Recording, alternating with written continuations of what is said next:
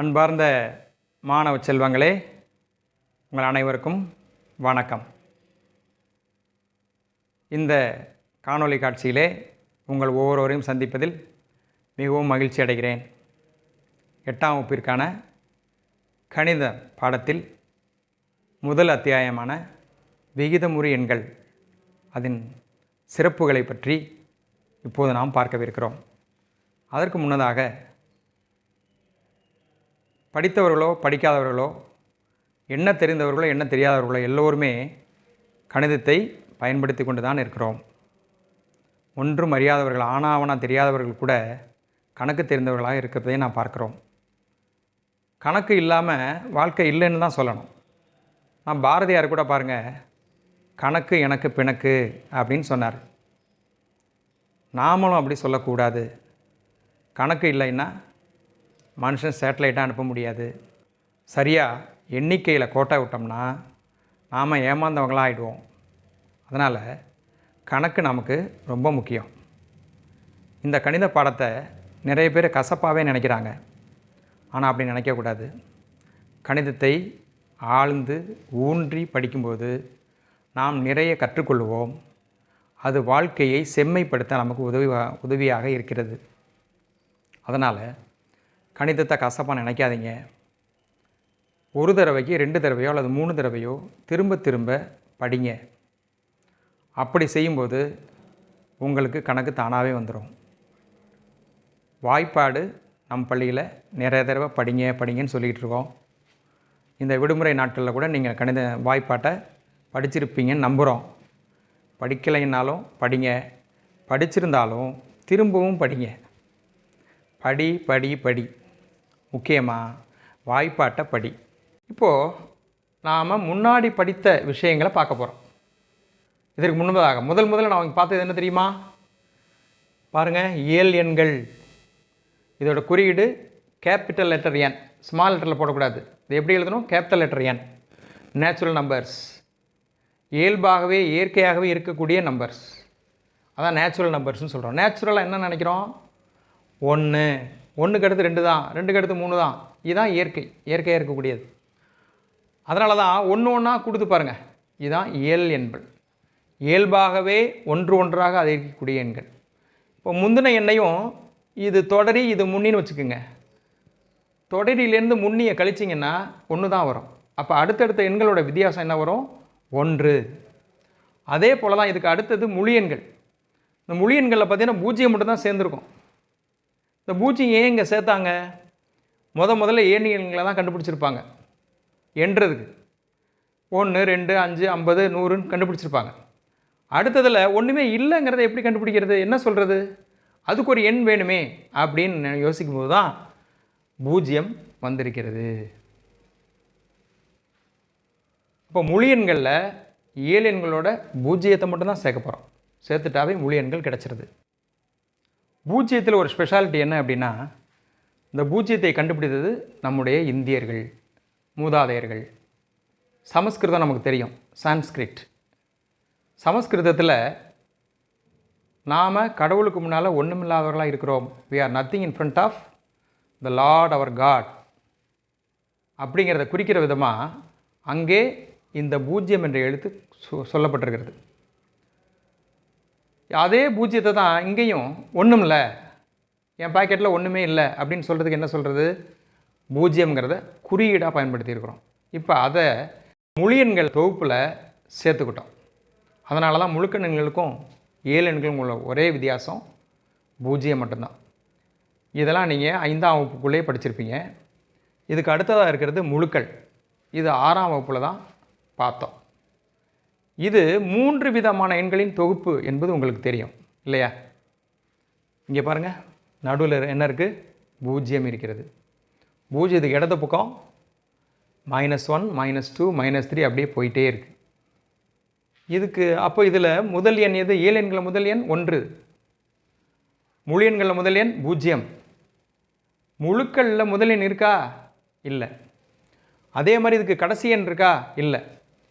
இயல் எண்களுக்கும் சரி முழு எண்களுக்கும் சரி கடைசி எண் இல்லை. அதே போல் முழு எண்களுக்கும் கடைசி எண் இல்லை. ஆனால் இதில் ஒரு ஸ்பெஷாலிட்டி, முதல் எண்ணும் இல்லை, ஏன்னா முதல் எண் என்ன நம்மளால் அறிவிட்டு சொல்ல முடியாது. இப்போ நடுவில் பாருங்கள் பூஜ்ஜியம். பூஜ்ஜியத்துக்கு எடை பக்கம் வர வர குறை எண்களாக இருக்கின்றன. வலது பக்கம் போக போக மிக எண்களாக இருக்கின்றன. அப்போ குறை எண்கள், மிக எண்கள், பூஜ்ஜியம், இந்த மூன்றையும் சேர்ந்த தொகுப்பு தான் முழுக்கள் அப்படின்னு சொல்கிறோம். இது ஆங்கிலத்தில் இன்டீஜர்ஸ் அப்படின்னு சொல்கிறோம். இதுக்கு அடுத்ததாக நம்ம வரப்போகிறது விகிதமுறு எண்கள். இதுதான் நமக்கு இன்றைக்கு இருக்கக்கூடிய பாடத்தின் ஆரம்பம். இதோட குறியீடு Q. இது என்ன வடிவத்தில் இருக்குது? P/Q. முன்னாடியே சொன்னேன் பின்ன வடிவம்னு. இதுதான் பின்ன வடிவம். Pங்கிறது தொகுதியை குறிக்குது, Qங்கிறது பகுதியை குறிக்குது. ஆனால் ஒரு கண்டிஷன் இருக்குது, Q should not be equal to 0.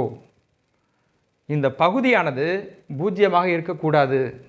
ஏன் அப்படின்னு சொன்னால், பூஜ்ஜியத்தில் வகுக்க முடியாதுன்னு உங்களுக்கு தெரியும். நீங்களும் எத்தனை வகுத்தில் கணக்கு போட்டிருக்கோம்? எந்த ஒரு கணக்காவது பூஜ்ஜியத்தில் வகுத்துருக்கோமா? ஒன்றால் வகுத்துருப்போம்.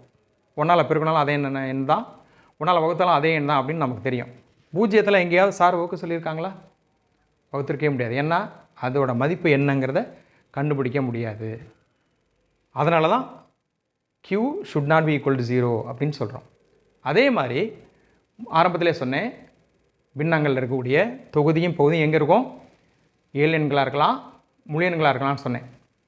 ஆனால் இங்கே இந்த PQ belong to, இது ஒரு குறியீடு. பிலாங்ஸ்னால் உள்ள, அதுக்குள்ளே இருக்குது அப்படின்னு அர்த்தம். இது இசட்டில் இருக்குது. இசட்டுங்கிறது என்னது? முழுக்கள். இப்போ முழுக்களில் 3 விதமான எண்கள் இருக்குதுன்னு நான் சொல்லியிருக்கேன். இந்த 3 விதமான எண்களில் எந்த 2 எண்களாவது இருக்கலாம். ஆனால் ஒரே ஒரு நிபந்தனை என்னென்னா, பகுதி பூஜ்ஜியமாக இருக்கக்கூடாது. அவ்வளவுதான். இதுக்கு பிறகு இப்போ பின்னங்கள் உங்களுக்கு ஏற்கனவே தெரியும். அதை சும்மா உங்களுக்கு தெரியணுங்கிறதுக்காக மறந்துட்டிங்கன்னா இதை ஞாபகம் வச்சுக்கோங்க. அதுக்காக இதை எழுதி போட்டிருக்கேன். இதை நீங்கள் எழுதிக்கலாம். 8ஆம் வகுப்பு கணித புத்தகத்தில் 13ஆம் பக்கத்தில் எடுத்துக்கோங்க. அதில் பயிற்சி 1-1 முதல் கணக்கை தான் இப்போ நம்ம ஆன்சர் பண்ண போகிறோம். கேள்வி மேலே வாசிக்கிறேன் பாருங்கள். -19/5 ஆனது டேஷ் மற்றும் டேஷ் என்ற முழுக்கள் இடையே இருக்கும் அப்படின்னு சொல்லப்பட்டிருக்கு. இப்போ நம்ம முழுக்கள் எண்கள் இருந்தால் விகிதமுறு எண்களை பார்த்துக்கிட்டு இருக்கோம். முழுக்கள் எண்கள் என்பது 3 வகையான எண்கள் இருக்குன்னு சொன்னோம். பூஜ்ஜியம், இந்த பக்கம் மிக எண்கள் இருக்கு, இப்படியே போயிட்டே இருக்கும். இந்த பக்கம் குறை எண்கள் இருக்கும். குறை எண்கள் இருக்கு. இதுக்கப்புறம் எத்தனை நம்பர் தேவையோ அந்த நம்பர் நம்ம எழுதிக்கலாம். இந்த 19/5 என்ற எண் இந்த நம்பருக்குள்ள எந்த நம்பர்ல இருக்கு அப்படிங்கிறத கண்டுபிடிக்க போறோம். அதுக்கு என்ன செய்யணும்? 19 5ஆல என்ன செய்யணும்? வகுக்கணும். 19 5ஆல வகுக்கிறேன். சாதாரண வகுத்தல் தான், நமக்கு எப்பவும் தெரிஞ்சது வகுத்தல் தான். இந்த 19ங்கிற எண்ணில் எத்தனை 5 இருக்கு அப்படின்னு முதல்ல பார்க்குறோம். எத்தனை 5 இருக்கு? 3 5 இருக்கு. 3 5 15, மீதி 4. இதில் ஒரு பூஜ்ஜியம் சேர்த்துக்கிறேன். இந்த பூஜ்ஜியம் சேர்த்த உடனே என்ன பண்ணணும்? ஈவில் ஒரு புள்ளி வச்சுக்கணும். இப்போ 40. 40ல் எத்தனை 5 இருக்குன்னு பார்க்கணும். 8 5 40. இப்போ 3.8. இப்போ 19/5ங்கிறது 3.8ங்கிற மதிப்பை குறிக்குது. 3.8ங்கிறது எந்த இடத்துல இருக்கும்? 3க்கும் 4க்கும் இடையில இருக்கும். மிக எண்ணாக இருந்தால். குறை எண்ணாக இருந்தால் -3க்கும் -4க்கும் இடையில இருக்கும். -3க்கும் -4க்கும் இடையில தான் இந்த -19/5ங்கிறது இருக்கும். ஈஸியா இருக்கா? பார்த்துக்கோங்க. முதல்ல என்ன செய்யறேன்? 19 5ஆல வகுக்கிறேன். வகுக்கும் போது அதுக்கு விடை கண்டுபிடிக்கிறேன். 3.8 கிடைக்குது. 3.8 3ஐ விட அதிகமான எண். இது மிக எண்ணாக இருந்தால், அதாவது +19/5ஆக இருந்தால் 3க்கும் 4க்கும் இடையில இருக்கும். ஆனா நமக்கு கொடுக்கப்பட்டிருக்க எண் -19/5. அப்போ விடை என்ன வரும்? -19/5 = -3.8. அப்போ 3க்கும் -3க்கும் -4க்கும் -19/5ங்கிறது இருக்கு. இது எப்படி எழுதணும்? -4, இதை விட இது பெரியது, -19/5, இதை விட -3 பெரியது. 3 எண்கள் இருக்கு. -3 பெரியது. இந்த 3 எண்ணில் பெரிய எண் எடுத்துக்கிட்டா -3. அதை விட சிறிய எண் -3.8, அதுதான் -19/5. அதை விட சிறிய எண் -4. -19/5 என்ற எண் -4க்கும் -3க்கும் இடையில் இருக்கிறது. -4 தான் முதல்ல சொல்லணும், ஏன்னா இதான் இருக்கிறதுல சின்ன எண். -3 பெரிய எண்.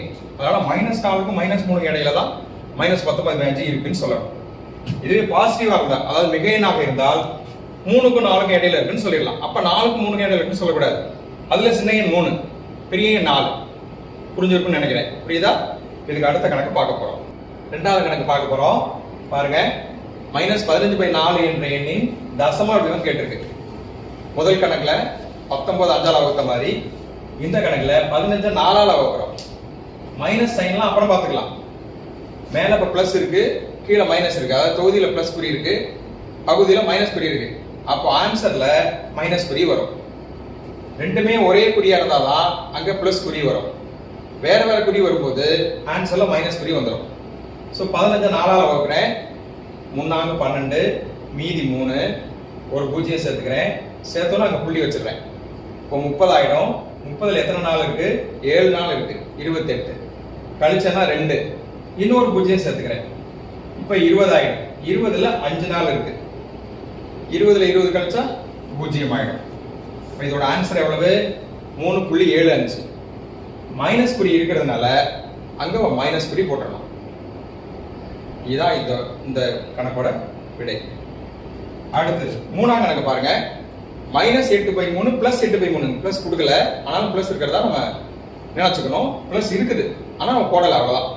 ஏன்னா எல்லா நம்பருமே பிளஸ் போட்டாலும் போட்டாலும் பிளஸ் நம்பர் தான். -8/3 8/3 அந்த ரெண்டு நம்பர் இருக்கும். எதுல இருந்து சம தொலைவில் இருக்கும் அப்படின்னு கேட்டிருக்காங்க. இப்ப இந்த எண் கோட பாருங்க. இதுக்கு பிறகு எத்தனை நம்பர் வேணா நம்ம நீட்டிக்கலாம். -3 இருக்கு, இந்த பக்கம் +3 இருக்கு. பாருங்க, -1 +1 பூஜ்ஜியத்தில இருந்து சம தொலைவில் இருக்கு. -2 +2 பூஜ்ஜியத்தில இருந்து சம தொலைவில் இருக்கு. -3 +3 பூஜ்ஜியத்தில இருந்து சம தொலைவில் இருக்கு. அதே மாதிரி -8 +8 பூஜ்ஜியத்தில இருந்து சம தொலைவில் இருக்கும்.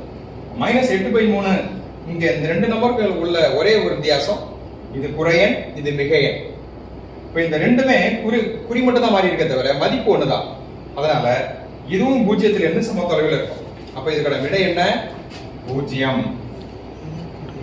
இதான் அதோட விடை. புரிஞ்சுதா? ரைட். இப்ப அடுத்த 4ஆம் கணக்கு போறோம். 4ஆம் கணக்கு பாருங்க. -15/24, 20/32, -25/40. இதுல அடுத்த எண் என்ன அப்படின்னு கேட்டு, இதுல மைனஸ் ஒரு கணக்குல மேல இருக்கு, இந்த கணக்குல கீழே இருக்கு. புக்ல பாத்தீங்கன்னா தெரியும். இப்போ 3 நம்பருமே குறை எண்கள் தான். மேல இருக்க எண் பாருங்க, 5 5 கூடுது, 15 20 25. கீழே இருக்க எண் 8 8 கூடுது, 24 -32 40. இப்போ நீங்களே சொல்லிடலாம். மேல தொகுதியில என்ன எண் வரும்? அடுத்தது 30. பகுதியில 8 கூட்டிக்கணும், 48. அப்ப என்ன ஆன்சர் வரும்? -30/48. இப்போ -6 போட்டிருக்காங்க. இந்த ரெண்டு நம்பர்லயும் தொகுதியில மைனஸ் இருக்கு, இந்த நம்பர்ல பகுதியில மைனஸ் இருக்கிறதுனால கடைசியில் ஆன்சர்ல என்ன செய்யலாம்? மைனஸை கீழே வச்சிடலாம். இப்ப அடுத்த எண் என்ன வரும்? 30/-48. இந்த கணக்குல திட்ட வடிவத்தில் எழுத போறோம். திட்ட வடிவம்னா என்ன? பகுதிக்கும் தொகுதிக்கும் எந்த வகையும் இருக்கக்கூடாது, அதாவது எந்த காரணியும் இருக்கக்கூடாது, ஒன்றை தவிர. அந்த அளவுக்கு நம்ம சுருக்கணும். இப்ப இது ரெண்டுமே ரிட்டைனா இருக்கிறதுனால 2ஆம் வாய்ப்பாடுல தான் சுருக்கியிருக்கேன். 29 2 58, 39 2 78. இப்ப 2 2 கேன்சல் ஆயிடும். கேன்சல் பண்ணிட்டு அடுத்து எழுதுறேன். -29/39. இது எந்த வாய்ப்பாடுல வருமா அப்படின்னு பார்க்கணும். இதுக்கு பொது காரணம் என்ன? 1 மட்டும்தான். அப்போ -29/39 தான் இதோட விடை. இதுக்கு அடுத்த கணக்கு சரியா தவறா? இதுல முதல் கணக்கு பாருங்க. 0 மிகச்சிறிய எண். இது சரியா தவறான்னு கேள்வி. முழு எண்கள்னு எடுத்துக்கிட்டா அதுல இருக்கிறதுல சிறிய எண் எது? 0. ஆனா இது முழுக்கள் எண். இப்ப நம்ம பார்த்துட்டு என்ன எண் பார்த்துட்டு இருக்கோம்? முழுக்கள் எண் பார்த்துட்டு இருக்கோம். 0க்கு பிறகு இருக்கக்கூடியதான் குறை எண். குறை எண்கள்ல மிகப்பெரிய எண் எது? -1. மிகச்சிறிய எண் எத்தனை வேணா இருக்கலாம். -10,000 தான் இருக்கிறதுல மிகச்சிறிய எண்ணா இருக்கும், அல்லது -10 மில்லியன் இருக்கிறதுல மிகச்சிறிய எண்ணா இருக்கும். நம்ம எந்த அளவுக்கு வைக்கிறோமோ அதுல ஃபர்ஸ்ட்ல வரக்கூடிய நம்பர், அதை இடது பக்கத்துல கடைசியில் இருக்கக்கூடிய நம்பர் தான் மிகச்சிறிய முழுக்கள் எண். அப்படி பார்க்கும்போது 0 மிகச்சிறிய எண்ணா அல்லது மிகச்சிறிய முழுக்கள் எண்ணான்னு கேட்டா இல்ல. இதுக்கான விடை என்னது? தவறு. எழுதிக்கீங்க, தவறு. இரண்டாவது கேள்வி -4/5 -3/4 இடதுபுறம் உள்ளது. சிறிய எண்ணா இருந்தா இடது பக்கம் இருக்கும், பெரிய எண்ணா இருந்தா வலது பக்கம் இருக்கும். இப்போ போன கணக்குல எண்கோடு வரையும் போதே பார்த்தோம், வலது பக்கம் செல்ல செல்ல எண்களின் மதிப்பு அதிகரிக்கும், இடது பக்கம் செல்ல செல்ல எண்களின் மதிப்பு குறையும். இப்போ இதுல எது இடது பக்கம் இருக்கு எது வலது பக்கம் இருக்கு கண்டுபிடிக்கணும்னா பகுதி ரெண்டும் ஒன்னா இருக்கணும். போன கணக்குல பார்த்தோம் -8/3 +8/3, அதுல பகுதி ரெண்டும் ஒன்னாவே இருந்தது. ஆனா இந்த கணக்குல பகுதி ரெண்டும் வெவ்வேறையா இருக்கு. இப்போ முதல் வேலை என்ன செய்யணும், பகுதியை சமப்படுத்தணும். பகுதியை சமப்படுத்துறதுக்கு என்ன செய்யணும், சின்ன போன படிச்சிருப்பீங்க, மீசிமா கண்டுபிடிக்கணும். இப்ப மீசிமா கண்டுபிடிக்க என்ன செய்யறோம், குறுக்கு பெருக்கல் பெருக்கிறோம் சிம்பிளா. இப்ப இந்த பின்னத்தை 4ஆல பெருக்கிறேன், இந்த பின்னத்தை 5ஆல பெருக்கிறேன். அதாவது முதல் எண்ணில் இருக்கக்கூடிய பகுதியை இரண்டாவது எண்ணில் இருக்கக்கூடிய பகுதியால பெருக்கிறேன், மேலையும் கீழையும். இரண்டாவது எண்ணில் இருக்கக்கூடிய பகுதியும் தொகுதியும் முதல் எண்ணில் இருக்கக்கூடிய பகுதியா பெருக்கிறேன். கீழே போட்டிருக்கேன் பாருங்க. பெருக்குனா என்ன வருது, -4/5 மதிப்பு -16/20, -3/4 மதிப்பு -15/20. இப்போ ரெண்டுமே பகுதியா இருக்கு, பகுதி ரெண்டும் சமமா இருக்கிறதுனால எது இடது பக்கம் இருக்கும் எது வலது பக்கம் இருக்கும் பார்த்துட்டே இருங்க. என் கூட போடணும். இங்க 0 இருக்கு, இங்க -1, இங்க -2, -3 அப்படியே போயிட்டே இருந்துச்சுன்னா இங்க என்ன வரும், -15, இங்க என்ன வரும், -16. எது சிறிய எண் தெரியுதா, -16/20 தான் சிறிய எண். -16/20ங்கிறது என்னது, -4/5. இப்போ பதில பாருங்க, -4/5 -3/4 இடதுபுறம் உள்ளது. சரியா தவறா? சரி. எழுதிட்டீங்களா, கரெக்டா எழுதிட்டீங்களா பாருங்க, கரெக்டா எழுதிட்டீங்களான்னு பாருங்க. இப்ப அடுத்த கணக்கு, மூணாம் கணக்கு. -19/5 ஆனது 15/-4 விட பெரியது. இடது ஓரத்துல இடது பக்கம் இருந்தா சிறியது, வலது பக்கம் இருந்தா பெரியது. போன கணக்குல பார்த்தோம். இப்ப இந்த கணக்குல பாருங்க, இதுலயும் அதே மாதிரி தான், பகுதி சமமா இல்ல, பகுதியை சமப்படுத்துறோம். அதனால என்ன செய்யறேன், முதல் நம்பர் -19/5 4ஆல பெருக்கிறேன், மேலையும் கீழையும். -15/4 5ஆல பெருக்கிறேன். பெருக்கினா என்ன ஆன்சர் வருது, -76/20, -75/20. இப்போ எண் கோடு பார்த்துங்க, எண் கோடு நீங்க போட்டுக்கலாம் அல்லது பார்த்தாலே தெரியுது. -75/20 வலது பக்கம் இருக்கும், -76/20 இடது பக்கம் இருக்கும். இப்போ என்ன சொல்லப்பட்டிருக்கு, -19/5 தான் பெருசுன்னு சொல்லுது. கரெக்டா? இல்ல, ஏன்னா -76/20 இடது பக்கம் இருக்கும், -75/20 வலது பக்கம் இருக்கும். வலது பக்கம் இருக்க நம்பர் தானே பெருசு, நான் மாத்தி சொல்லப்பட்டிருக்கனால இதோட விடை தவறு. இதுக்கு அடுத்த கணக்கு பாருங்க, நாலாம் கணக்கு. இரு விகிதமுறு எண்களின் சராசரி அவற்றின் கிடை அமையும். இதுக்கான ஃபார்முலாவை பார்த்தோம். 2 நம்பர் எடுத்துக்கிறோம், 2ஐயும் கூட்டுறோம், அதை 2ஆல வகுத்தோம்னா சராசரி. ஒரு எடுத்துக்காட்டுக்கு 2, 3 எடுத்துக்குவோம், 2ஐயும் 3ஐயும் கூட்டினா 5, 5 2ஆல வகுத்தா 2.5, 2.5. 2க்கு 3 நடுவில் தானே 2.5 இருக்கும். அப்போ எந்த 2 நம்பரை எடுத்துக்கிட்டாலும் அதோட சராசரி என்பது இடையில தான் இருக்கும். அப்போ இதோட விடையும் சரி. 5வது கணக்கு பாருங்க. 10, 11 எண்ணில் எண்ணிலடங்கா விகிதமுறு எண்கள் உள்ளன. 10ங்கிற முழு எண்ணுக்கும் 11ங்கிற முழு எண்ணுக்கு இடையில ஒரு நம்பரும் இல்லை. ஆனா 10ங்கிற முழு எண்ணுக்கும் 11ங்கிற முழு எண்ணுக்கும், இந்த 2 முழு எண்ணுக்கும் முழுக்கள் எண்கள்ல கொண்டு வந்துடுறோம். இந்த முழுக்கள் எண்களுக்கு இடையில விகிதமுறு எண்கள் இருக்குமா இல்லையா அப்படிங்கிறத கண்டுபிடிக்கிறோம். அப்படின்னா இதுக்கு இடையில எப்படி பார்த்தோம், 2 நம்பருக்கு இடையில இன்னொரு நம்பர் கிடைக்குதா, அதே மாதிரி இந்த 2 நம்பருக்கு இடையிலையும் ஒரு நம்பர் இல்ல பல விகிதமுறு எண்களை கண்டுபிடிக்க முடியும். அது இந்த சராசரி மெத்தட்லயும் கண்டுபிடிக்கலாம், இல்ல வேற மெத்தட் இருக்கு, அந்த மெத்தட்ல கண்டுபிடிச்சாலும் இதுக்கு இடையில நமக்கு எத்தனை நம்பர் வேணுமோ அத்தனை நம்பர் கண்டுபிடிக்க முடியும். அதனால இதோட விடையும் சரியே. 3ஆம் கணக்குல முதல் கணக்கு பாருங்க. இதுல எண் கோடு கொடுத்திருக்காங்க, 0, -1, -2 இப்படி எண் கோடு கொடுத்திருக்காங்க. இதுல இங்க ஒரு அம்புக்குறி போட்டிருக்காங்க பாருங்க. இந்த அம்புக்குறி போட்ட இடத்துல என்ன எண் வரும், இதோட மதிப்பு என்னவா இருக்கும் அப்படின்னு கேட்டிருக்காங்க. நமக்கு தெரியும் 1, அதுக்கு இடது பக்கம் 0, அதுக்கு இடது பக்கம் -1, அதுக்கு இடது பக்கம் -2, அப்புறம் -3, -1 அப்படியே போயிட்டே இருக்கும். இப்ப இந்த 2 எண்ணுக்கு இடையில எத்தனை இருக்கும், இதுதான் கேள்வி. எப்படி கண்டுபிடிக்க போறோம், இப்ப எத்தனை பகுதிகளா பிரிச்சிருக்காங்கன்னு பாருங்க. 1, 2, 3, 4, 5. அப்ப 0க்கும் -1க்கும் இடையில இருக்கக்கூடிய அளவை 5 பகுதியா பிரிச்சிருக்கும். அப்ப இதோட மதிப்பு என்ன, 1/5, இதோட மதிப்பு 2/5, இதோட மதிப்பு 3/5, இதோட மதிப்பு 4/5, இதோட மதிப்பு தான் 5/5. 5 5ஆல வகுத்தா 1, அந்த 1 தான் இங்க இருக்கு. மைனஸ் மட்டும் நம்ம சேர்த்துக்கிறோம். இப்போ இதோட மதிப்பு என்ன? 0/5. 0 5ஆல வகுத்தா 0. இப்போ இங்க 0 இருக்கு, இங்க 1/5 இருக்கு, இங்க 2/5 இருக்கு, 3/5 இருக்கு, இங்க 4/5 இருக்கு. நல்லா தெரிஞ்சுக்கங்க, இது இடது பக்கம் இருக்கு. பூஜ்ஜியத்துக்கு இடது பக்கம் இருக்கிறதுனால மதிப்பு இடது பக்கத்துல வலது பக்கத்துல இருந்து இடது பக்கம் நோக்கி எழுதணும். இதுவே மிக எண்ணுக்கு போயிட்டோம்னா இடது பக்கத்துல இருந்து வலது பக்கத்துல எழுதணும். இங்கே வலதுல இருந்து இடத்துக்கு வரணும், இப்படி வரணும் மதிப்பு. வலது பக்கத்துல இருந்து இடது பக்கத்துல எழுதணும். குறை எண்களை நோக்கி இருந்தால், மிக எண்களை நோக்கி இருந்தால் இடது பக்கத்திலிருந்து வலது பக்கம் நோக்கி எழுதணும். குறை மிக எண்களாக இருந்தால். அடுத்த கணக்கு மிக எண்ணுக்கு பார்க்க போறோம். அப்ப வலது பக்கத்துல இடது பக்கம் பார்க்கணும். இப்ப இதோட மதிப்பு என்ன? மைனஸ் மட்டும் சேர்த்துக்கணும். பாருங்க, பூஜ்ஜியத்திலிருந்து இடது பக்கம் போறோம், அதனால வலது பக்கத்துல இருந்து இடது பக்கம் போறோம்.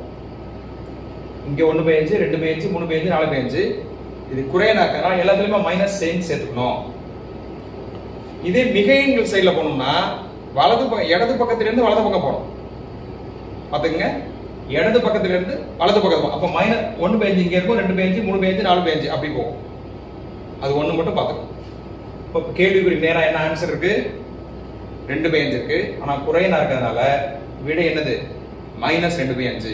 இதோட விடை எழுதுறேன், மைனஸ் 2/5. இதான் விடை. மூணாம் கணக்குல ரெண்டாம் கணக்கு தான் முதல்ல போட்டேன், ஏன்னா இருக்கிறதுல அது கொஞ்சம் சிரமங்கிறதுலாம் அதை போட்டேன். அடுத்தது மூணாம் கணக்கு போட்டிருக்கேன்.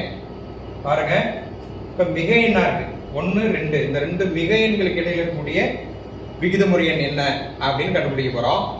இப்ப வலது பக்கம் போறேன் பாருங்க, இடது பக்கத்துல இருந்து வலது பக்கம் நோக்கி போறேன். இப்ப 1/4, 1க்கு அடுத்து 1/4. 4 செக்மெண்டா பிரிச்சிருக்காங்க, 4 பகுதி இருக்குது. 1 2 3 4. இப்ப முதல் பகுதி 1/4, இரண்டாவது பகுதி 2/4, மூணாவது பகுதி 3/4,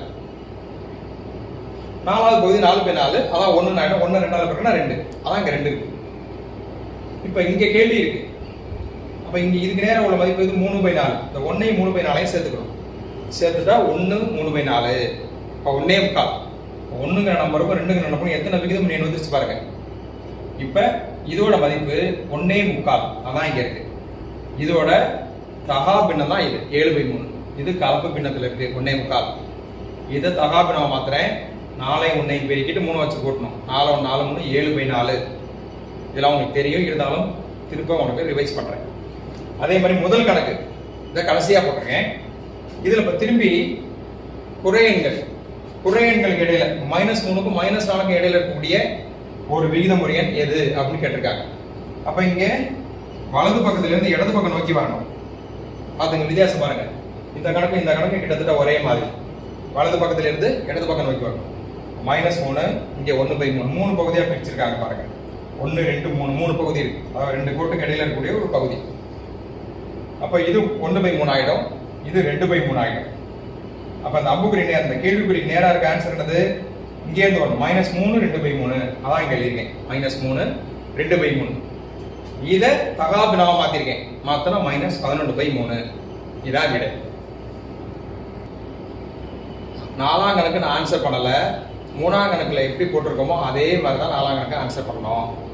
இப்ப நான் 5ஆம் கணக்குக்கு போறேன். 5ஆம் கணக்கு பாருங்க, ஒரு எண்கோடு வரைந்து அந்த எண்கோட்டின் மீது இந்த எண்ணின் மதிப்பை குறிக்கணும். இந்த எண் எந்த இடத்துல இருக்குன்னு குறிக்கணும்னு சொல்லியிருக்காங்க.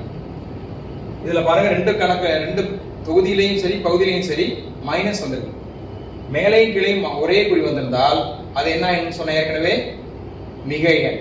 இப்ப என்ன ஆயிடும்? 17/5. 17 5ஆல வகுக்கணும். 17 5ஆல வகுத்தா என்ன கிடைக்கும்? 3 5 15, மீதி 2. இதோட ஆன்சர் என்னது? 3. முதல்ல ஈவை எழுதிக்கணும், மேல மீதி, கீழே பகுதி என்ன எழுதணும். இப்ப இந்த எண் எதுக்கு இடையில இருக்கும்? 3ஐ விட பெரியதா இருக்கு. இப்ப 3ங்கிற நம்பருக்கும் 4ங்கிற நம்பருக்கும் இடையில தான் இதோட மதிப்பு இருக்க போகுது. அதனால நான் ஏற்கனவே கோடு போட்டு வச்சுட்டேன். இப்ப இப்போ இங்கே பகுதியில் 5 இருக்கிறதுனால 5 பாகமாக பிரிக்கணும். 1 2 3 4 5. 3ஆம் நம்பருக்கும் 4ஆம் நம்பருக்கு இடையில 4 கோடு போட்டீங்கன்னா 5 பாகம் வந்துடும். இப்போ 5 பாகமாக பிரிச்சிட்டேன். இப்போ இது மிக எண்ணா குறை என்னான்னு பாருங்க. மிக எண்ணா இருக்கு. மிக எண்ணா இருக்கிறதுனால இடது பக்கத்துல இருந்து வலது பக்கத்தை நோக்கி செல்லணும். இப்போ முதல் எண் 1/3 அல்லது 1/5. இது 3. 5 பாகம் இருக்கிறதுனால 1/5.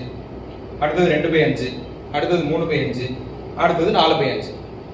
இப்போ நமக்கு வேண்டியது 3 2/5 தான். எங்க இருக்கு? இது 1/5, இது 2/5. இப்போ இந்த இடத்துல தான் நமக்கு சொல்லப்பட்ட எண் இருக்கிறது. இங்கதான் 3 2/5 இருக்கு. புரியுதா? பாத்துக்க. இதே மாதிரி தான் இப்போ நான் 3ஆம் கணக்கு கஷ்டமான கணக்கு அதை போட்டிருக்கேன். அடுத்தடுத்த கணக்குல இதே மெத்தட்ல ஃபாலோ பண்ணிக்க வேண்டியதான். அதையும் நான் போட்டு காட்டுறேன், பார்த்துக்கோங்க. 5வது கணக்குல 4வது கணக்கு நம்ம போட்டுக்கிட்டு இருக்கோம். பாருங்க, 15/-4 இருக்கு. எப்பவுமே நம்ம எழுதும்போது மைனஸ் குறிய நடுவில் எழுதிக்கணும். அதாவது இங்கே கொடுக்கப்பட்டிருக்க எண் குறை விகிதமுறு எண் அப்படின்னு காமிக்கிறதுக்காக. அல்லது மேலையும் கீழையும் மைனஸால பெருக்கிட்டினாலும் -15/4 வரும். -15/4 போடலாம், அல்லது மைனஸ் நடுவில் போட்டுட்டு 15/4 தனியா போடலாம். அதாவது இது குறை விகிதமுறு எண் அப்படின்னு காமிக்கிறதுக்கு தான் அர்த்தம். பாருங்க, 15 4ஆல வகுக்கிறோம். வகுத்தா 3 12 மீதி 3. இப்போ ஈவு 3 அதான் முதல்ல எழுதணும். அடுத்தது மீதி வகுத்தல் வகு என்ன எழுதிக்கணும். இப்போ 3 3/4. ஆனா இது குறை விகிதமுறு எண்ணுங்கிறதுனால அந்த மைனஸ் குறியை மறந்துடாம சேர்த்துடணும். -3 3/4. அப்ப அந்த -3 3/4ங்கிறது எதுக்கு இடையில இருக்கும்? -3க்கும் -4க்கும் இடையில இருக்கும். இப்போ நமக்கு என்ன ஆன்சர் வருது? -3 3/4. இப்போ இதே +3 3/4 இருந்தா 3க்கும் 4க்கும் இடையில இருக்கும். -3 3/4ங்கிறதுனால -4க்கும் -3க்கும் இடையில இருக்கும். இப்போ எங்க இருந்து வரணும்? வலதுல இருந்து இடது பக்கம் வரணும். வலது பக்கத்துல 1/4, இது 2/4, இது 3/4. இப்ப இந்த இடத்துல தான் -3 3/4 இருக்கும். இதுக்கு முன்னாடி இருக்க 2 கணக்குகளை உங்க சாய்ஸ் விட்டுறேன், ஹோம்வொர்க்கா நீங்க செஞ்சிருக்கேன். 6ஆம் கணக்கு போட போறோம். பாருங்க, தசம வடிவத்தில் எழுத போறோம். ஒரு விகிதமுறு எண் கொடுத்திருக்காங்க. அந்த விகிதமுறு எண்ணை தசம வடிவத்தில் எழுதுறோம். முதல் கணக்கு 1/11. 1ஆம் நம்பரை 11ஆல வகுக்கணும். வழக்கமான வகுத்தல் தான். 1ல எத்தனை 11 இருக்கு பார்க்கணும். 1ல 11 இருக்குமா? இருக்காது. அதனால என்ன செய்றேன்? ஒரு 0 சேர்த்துட்டு மேல ஒரு புள்ளி வச்சிருந்தேன். இப்ப 10ல எத்தனை 11 இருக்குன்னு பார்க்கணும். 10ல 11 இருக்குமா? இருக்காது. அதனால என்ன செய்றேன்? திரும்பவும் ஒரு 0 சேர்க்கிறேன். சேர்த்துட்டு திரும்ப புள்ளி வைக்க கூடாது, அதுக்கு மேல ஒரு 0 சேர்க்கிறேன். இப்ப 100. இதுல 11 இருக்கும் இல்லையா? இதுல எத்தனை 11 இருக்குன்னு பாரு. 9 11 99. இதை கழிக்கணும். கழிச்சிட்டேன்னா என்ன வரும்? 1. அடுத்து ஒரு 0 சேர்க்கிறேன்.